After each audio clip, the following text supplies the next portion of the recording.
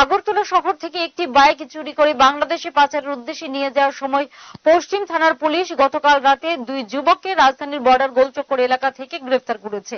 এদের মধ্যে একজনের বাড়ি বাংলাদেশ এবং অপরজনের বাড়ি চান্দিনামুড়া এলাকায়। ধৃত দুই যুবকের আজ আদালতে সোপর্দ করা হয়েছে বলে জানিয়েছে পশ্চিম আগরতলা থানার পুলিশ।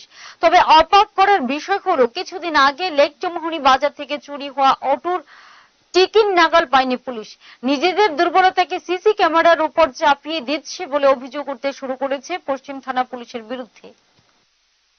আমাদের একটা গোপন খবরের ভিত্তিতে একটা বাইক আমরা রিকভারি করেছি, যেটার নাম্বার নেই, এবং দুইজন চোরকে আমরা ডিটেইন করেছি। একজন হলো আলমগীর হোসেন, অরিজিৎ আসান, যার বাড়ি বাংলাদেশ। আলমগীর হোসেনের বাড়ি চান্দিনামুড়া।